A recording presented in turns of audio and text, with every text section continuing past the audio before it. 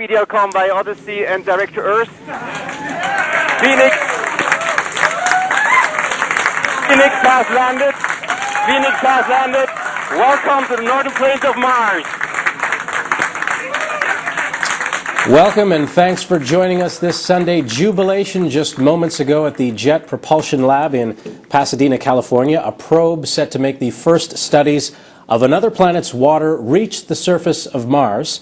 NASA officials, as you saw, are now celebrating. The Phoenix spacecraft ended a nearly 10-month, 420 million-mile journey with a landing on the northern polar region of Mars at 7:53 p.m. Eastern Time. The probe is expected to spend 3 months analyzing soil and ice samples to determine if Mars was ever suitable to support life.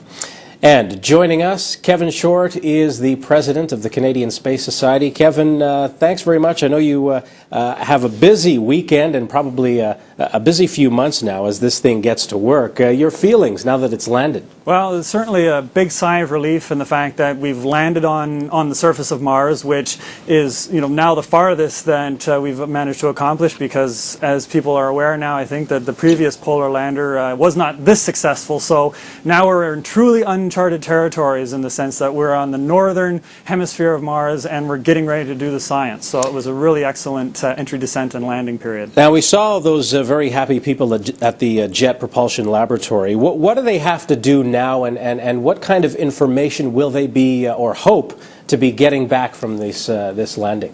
Well, certainly what they're going to be doing now is just like as any new family moving in. They're going to be unpacking the instrumentation. They're going to be powering up things.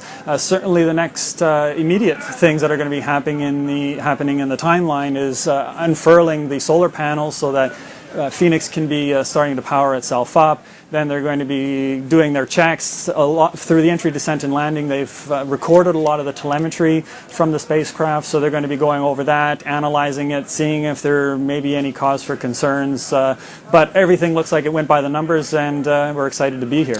Now, yesterday we were showing the amazing animation of what it was supposed to look like. As this thing was entering the atmosphere of Mars, what did happen? Well, certainly the first few things that happens is you're starting to track it. There were 3 spacecraft already in orbit around Mars that were tracking Phoenix's entry into the atmosphere. Mm-hmm. So you're going to be seeing, as it entered into the atmosphere, you had huge amounts of heating. You're talking about thousands of degrees of Celsius on the exterior shell of the orbiter, and it's just going to be turning into this big massive fireball. Once the fireball dissipates and it slows down to several hundred kilometers per hour as opposed to several thousand, mm-hmm. You're going to start looking at the heat shield dropping away, and then the parachute deploys, and these are all tenuous moments because there's nothing we can do about them. They're pre-programmed in the computer and they just happen within seconds of each other. And then once the parachute is deployed and it's a little more stable, then Phoenix drops away with a couple of minutes of a free fall, or a couple of seconds of free fall, mm-hmm. before you have a bunch of rockets. There's about 12 rockets that fire underneath the Phoenix lander to just gently lower it onto the surface of Mars. Now that its 3 feet are firmly planted on Mars, what happens if this thing actually finds evidence of water? Well, the scientists are going to be really digging into, okay, so how much water is there? What is the state of the water, whether it's frozen, whether it's mixed with other potential chemicals? And then they're just going to start teasing out more information. The big reason why we've landed in this particular part of Mars is because there's a huge signature for hydrogen, and a lot of the scientists have tied that signature to water. So really, just finding the water, just confirming that there is water in what scientists call ground truthing, mm-hmm. they're going to just finding that water is what's going to be the exciting point. And then from there, there's going to be all sorts of additional science for geologists and whatnot as they study the minerals and the rocks around the lander.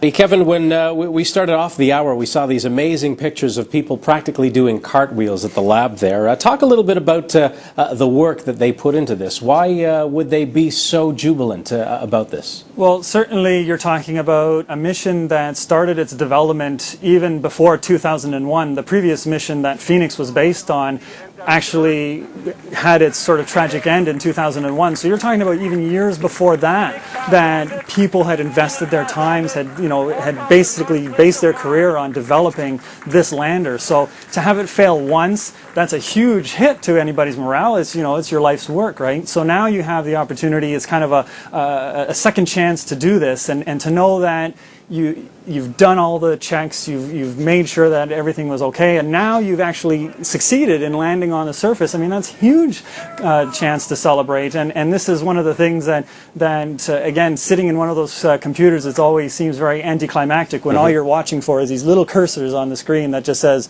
okay, and boom, you're on the surface of Mars. I mean, it's incredible. Now, sometimes those cursors go blank, and missions have failed in the past. Why is there such a high failure rate to Mars? Because you're talking about tremendously complicated systems, and when you're talking about the environment that you're going into and the trip that you have to go through to get there, I mean, you're talking about passing through a tremendous amount of space in between Earth and Mars, and there's all sorts of treacherous things to go through in that trip.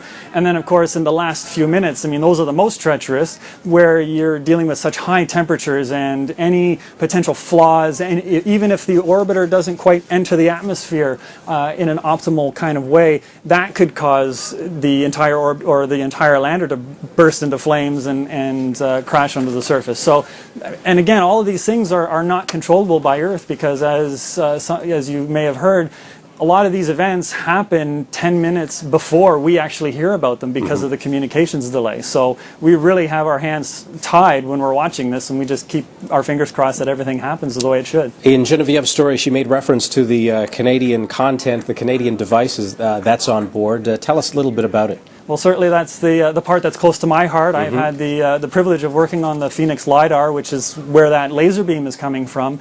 So there's certainly exciting times, because as Canadians, and this Canadian technology is going to be providing information that we have never seen before on another planet, and in particular on Mars. So it's quite literal that in a few years we'll be able to say that turn on the 11 o'clock news and watch the weather here on Earth, and then here's a brief weather forecast from Mars. And these are the kinds of things that we as Canadians are excited about, because this is where the trend setting, the bleeding edge research is happening for us. How long is this lander supposed to be hopping around, or whatever it's going to do on Mars? Sure. The main mission is for 3 months, but everybody, all the scientists, they always hope that they can squeak out just a little bit more science, and certainly we'd hope that we could get some extra data and get a few more weeks, months. There are those out there that figure we would like to still be receiving data by the time Mars goes into winter and Phoenix is starting to get covered by snow. All right, Kevin Shortt of the Canadian Space Society, thank you very much for joining us and guiding us through this. My pleasure.